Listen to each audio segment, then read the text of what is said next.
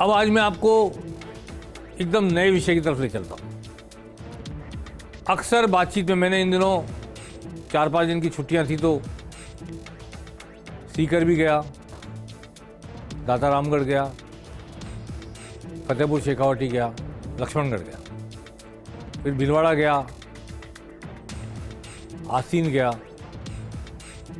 और विजयनगर मसूदा गया। कई सीटों पर मैंने एक निगाह डालने की कोशिश की। एक अजीब बात बताता हूं मैं आपको। हर व्यक्ति कहता मिला फलौदी का सट्टा, फलौदी से सट्टा एक्स पार्टी की 120 सीटें बता रहा। फलौदी का सट्टा ऑथेंटिक होता है साहब। सीकर में भी ये बात कह रहे थे लोग, भीलवाड़ा में भी बात कह रहे थे लोग।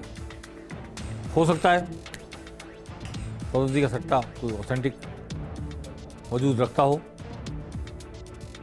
पर मैंने आपसे एक बार पहले भी कहा था, इस वक्त 26 विधायक ऐसे हैं जो निर्दलीय बसपा, हनुमान बेनीवाल, सीपीएम और बीटीपी के हैं। एक सुभाष गर्ग की बात नहीं करता, कांग्रेस के साथ मिलकर लड़े थे। 26 तो ऐसे हैं और मेरा ये विश्वास है, ये आकलन है, इस बार चुनाव में 30 विधायक ऐसे चुनकर आने वाले हैं जो या तो निर्दलीय होंगे, या सीपीएम के होंगे, या हनुमान बेनीवाल के होंगे, या आप के होंगे, या जेजेपी के होंगे, या बसपा के होंगे, या बीटीपी के होंगे, या एक और ट्राइबल पार्टी बनी उसके होंगे।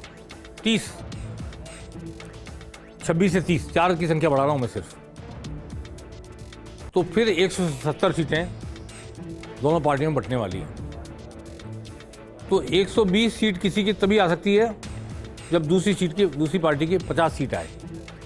मैं ये यक्ष प्रश्न आपके लिए छोड़ के जा रहा हूँ कि क्या कोई पार्टी इस वक्त इतना खराब प्रदर्शन करने वाली है कि उसकी मात्र 50 सीटें आएंगी और दूसरी की 120 आ जाएंगी। बटनी 170 है, मेरा अनुमान है। आई मे बी रॉन्ग, गलत भी हो सकता हूँ, पर मेरा पिछले कई चुनावों का जो आकलन है, जो लगभग सही निकलता रहा है, उसके हिसाब से 30 सीटें अन्य को जाने वाली हैं। अब आप कहेंगे कि आकलन मैंने कैसे कर लिया, 26 से 30 हो जाएंगे। मैं आपको 5-6 सीटें बताता हूँ तो या तो कोई बीजेपी खाते में डाल रहा होगा या कांग्रेस के खाते में डाल रहा होगा, पर उनमें निर्दलीय या हनुमान बेनीवाल की पार्टी त्रिकोण संघर्ष की स्थिति ले आई है। त्रिकोण संघर्ष में कौन किसके वोट काट सकता है, कौन खुद जीत सकता है, नोबडी कैन प्रिडिक्ट। पिछले चुनाव में मैंने जब एक बड़े पॉलिटिकल हस्ती को ये बताया कि किशनगढ़ से 10 दिन पहले बताया नतीजे के, वोट पड़ने के, कि किशनगढ़ से सुरेश टांग जीतने वाले हैं, तो उनको विश्वास नहीं हुआ और सुरेश टांग जीते।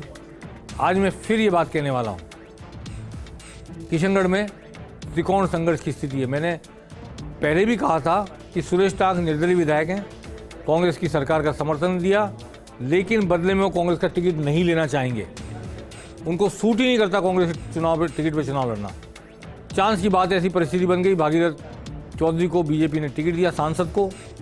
विकास चौधरी जो 65,000 वोट लेके आए थे पिछली बार किशनगढ़ में बीजेपी की टिकट पर, बागी हो गए, फिर कांग्रेस में चले गए। दोनों तरफ से फिर चौधरी आ गए मैदान में, और दो चौधरियों के बीच में सुरेश टांग जो 5 साल से विधायक हैं निर्दलीय, कांग्रेस की सरकार के साथ दिया उन्होंने, और वो लगातार काम कराते रहे अपने इलाकों में, ग्रामीण इलाकों में। आज उनका काम भी बोल रहा है। और विकास चौधरी ने 5 साल बहुत मेहनत की है।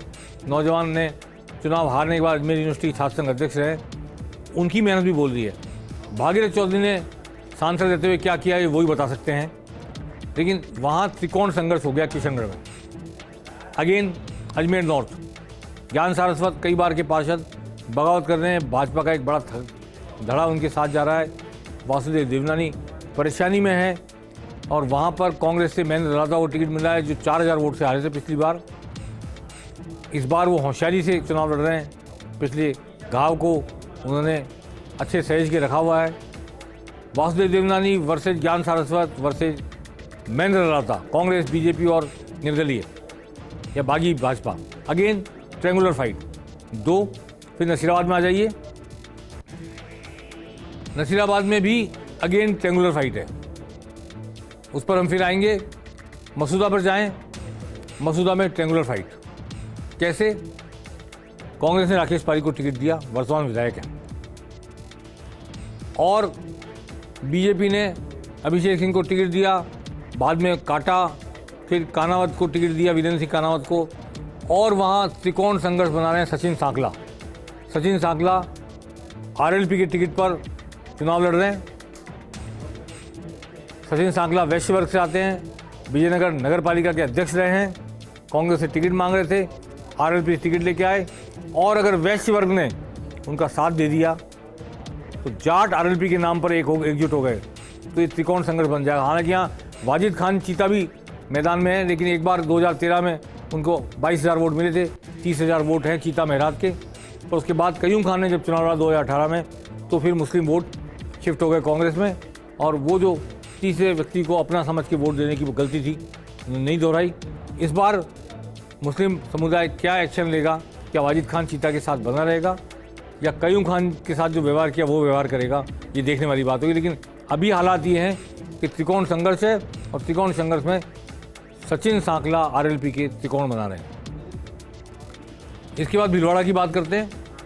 भीलवाड़ा आरएसएस का गढ़, बीजेपी का गढ़, 3 बार से विधायक विठल शंकर अवस्थी, उनके सामने अशोक कोठारी को जनता ने खड़ा कर दिया, और बीजेपी का एक बड़ा वर्ग उनके साथ खड़ा हो गया। बड़ी ज़बरदस्त रैली की उन्होंने। तो बीजेपी डिवाइड हो रही 2 हिस्सों में, और ओम नारायण निवाल जो पहले निर्दलीय लड़ चुके हैं चुनाव, 45-50 हज़ार वोट लाए थे, वो इस वक्त कांग्रेस के टिकट पे मैदान में। यहाँ भी त्रिकोण संघर्ष होने जा रहा है, कोई भी जीत सकता है। और चित्तौड़गढ़ चलें इसके आगे, किशनगढ़, अजमेर उत्तर, नसीराबाद, मसूदा, आसीन, चित्तौड़गढ़ चलें तो वहाँ चंद्रमान सिंह आकिया वर्तमान विधायक ने बगावत कर दी है, ट्रेंगुलर बना दिया, बड़ी भारी रैली की थी उन्होंने।